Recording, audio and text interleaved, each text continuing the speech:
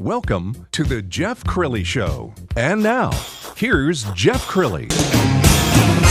Good Saturday morning, DFW. Welcome to the Jeff Crilley Show. I'm Jeff Crilley.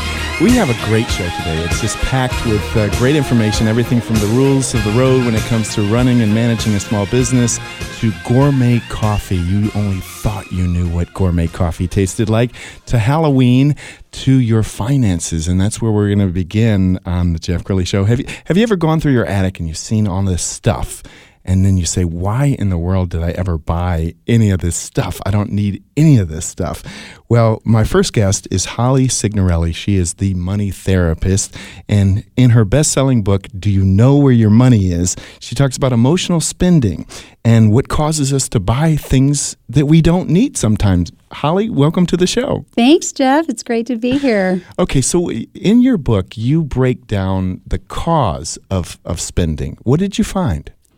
I found over the 26 years that I've been working with thousands of business owners and individuals that going through 3 market crashes, that people started to make very emotional decisions when it came to money. So the logic behind taxes or investments, it just no longer existed except for maybe about 5% of the population. And everyone else was so afraid because of the ups and downs that they were going crazy, making crazy decisions about money because of their fears. Okay, give me an example of an emotional spend. Sometimes we see people say, well, I'm going for retail therapy. Right. I'm going to feel better because I'm going to go shopping. Well, I call that desire in the book because a lot of people just simply buy things because they want them, and instead of taking the time to set money aside for them, because I believe that we can all have a full life, but a full life is better if you put money aside because you want this incredible pair of shoes or whatever it is that you want, instead of putting it on the credit card. And the credit card problem has gotten really, really bad. But another component of that is instant gratification, where you literally nickel and dime yourself to death for things that have absolutely no intrinsic value to you. Like buying magazines right before you check out. I was doing that for a while, like 3 or 4 a week, and I wasn't even reading them. It was just like, oh, I'm waiting here in line and I'm bored, you know? Well, and in Dallas-Fort Worth, it's especially tough, I think, because this does seem to be a town where, what do you drive? How big is your house? So what emotion is that? Is that desire or envy, or what is that? That is definitely jealousy. So envy, the same thing. That's the whole keeping up with the Joneses, which is... It's probably the worst emotion that causes people to really overextend on a big level. Because it's one thing to nickel and dime yourself. That can hurt you a lot. That can add up to thousands of dollars. But I've seen a lot of wealthy people overextend specifically on their house.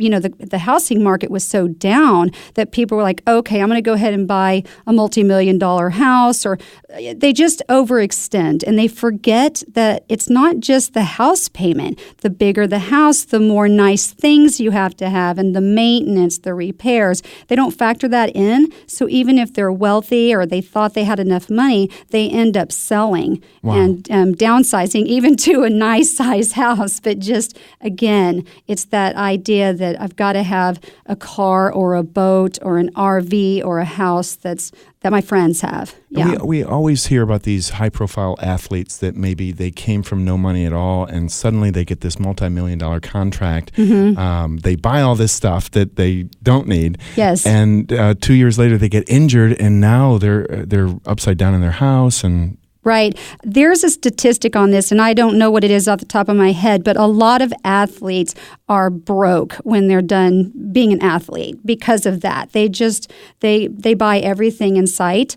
And also, I was talking to somebody the other day about lottery winners. A huge percentage of lottery winners run out of money between 3 and 5 years, and that includes Powerball winners. So people that win $350 million not only run out of money in 3 to 5 years, but they have debt because they got loans against the money that they had, which if you think about it, it's mind-boggling. Like, Right. okay, why is $350 million not enough? Because the higher your income level gets, the more your desires or your envy or any of these emotions, it just gets bigger and bigger because you don't ever really get there.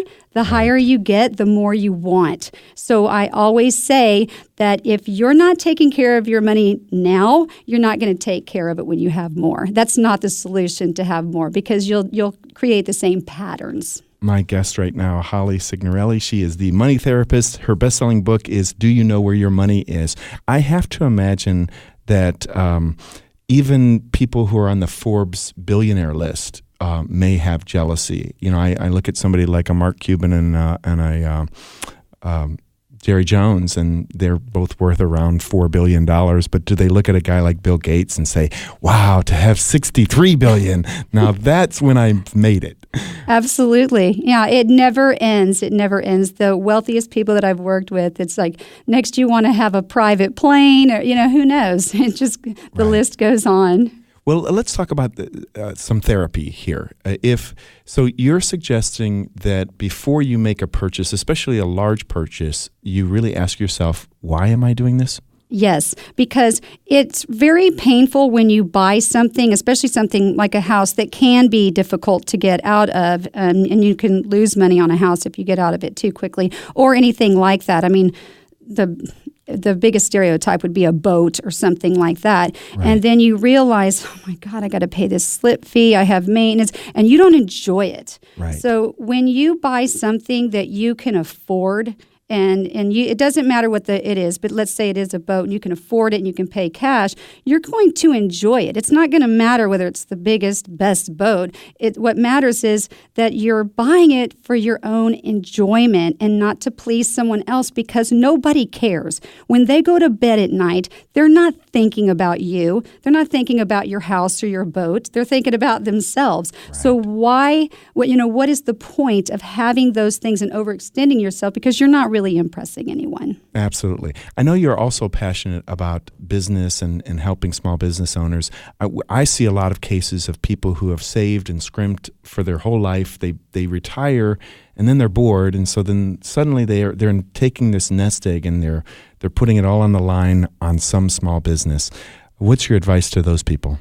Definitely across the board, you should never use all of your money. If you are taking 10%, maybe even 20%, that's kind of high. That's different. But I always tell people to try to get a really good loan for their business, because what happens is, you don't think about this, but emotionally, when you are draining your savings account, you feel that. And that emotion affects how you wake up in the morning, how you handle your business. And as you watch it dwindle, you begin to panic. Then you go to the bank and they see that you're 6 months into your business and it's failing and you can't get a loan. They don't want to give you a loan. Right. But if you had gone to the bank first with a really good plan, you could have gotten an SBA loan, a small business loan, to finance, and then you got plenty of time to pay the loan slowly while you build your business. And the best way to make money is to throw yourself into your business and be passionate and not worry about,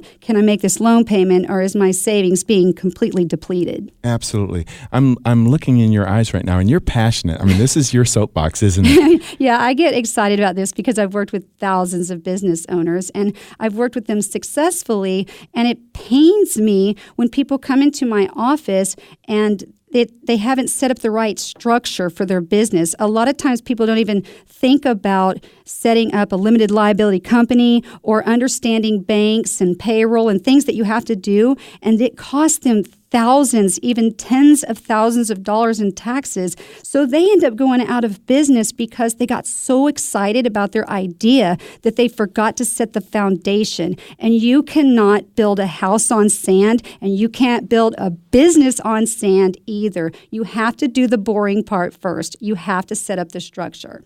One of the things that most impresses me about you, Holly, is that you're not one of these money gurus who stands up there and says, I know it all and I'm perfect. You've had money mistakes yourself. Of course, yes. I did one of the reason I wrote my book was because I put all my eggs in one basket. I was pretty young at the time. I'd started making money at a young age, and I guess I could say I was feeling like, invincible. Yeah. And so I went into a real estate deal, and even though I do this for a living, we did not do contracts. We did not even take the time to really establish that we understood the terms of the partnership. So, the whole thing went belly up. We all lost a lot of money and ended up with debt.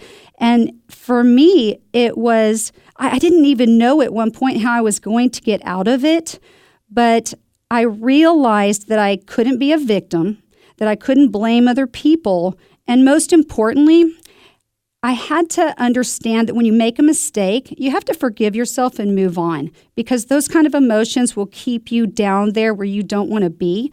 And interestingly, when I went back to focusing on my clients and being passionate and excited about my business, opportunities just started coming to me, things that I hadn't even planned on. And I was able to get out of debt in a much quicker time than anyone would have thought was possible. So I decided after that I was going to commit my practice to that. So even if I work with wealthy people, they still have that same propensity to put all their eggs in one basket, because when you've been very, very successful, you do get that feeling that you can put everything into one thing. And of course, it's going to succeed. And that's why a lot of multimillionaires go bankrupt. Wow, we could do a whole show on this. I'm sure a lot of people are interested and they want more of you. So tell us about your website, workshops, anything that's coming up. Sure, it's themoneytherapist.com, and recently I did create a small biz survival boot camp. It was specifically because one of my really big clients, one of their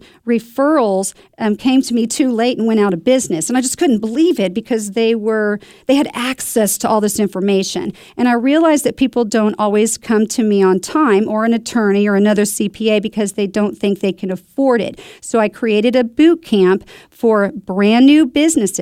And maybe you've left your job and you're starting a new business, or maybe you're still at your job but you want to start a new business. So you can go to my website and do the course for $297, and you will understand everything you need to know to survive the first year. Wow. Holly, this was a great segment. TheMoneyTherapist.com. Thank you again for joining us on the Jeff Crilley Show. You bet. Coming up next, if you had gone back in time 20 years ago and told us that we'd be paying $4 and $5 for a cup of coffee, we'd all call you crazy. Now millions of us can't live without our Starbucks, and just ahead, a gourmet coffee connoisseur who's going to tell us that we don't know beans about coffee until we've tasted his. That's next on the Jeff Crilley Show. Allow me to introduce myself. I'm a man of wealth and taste.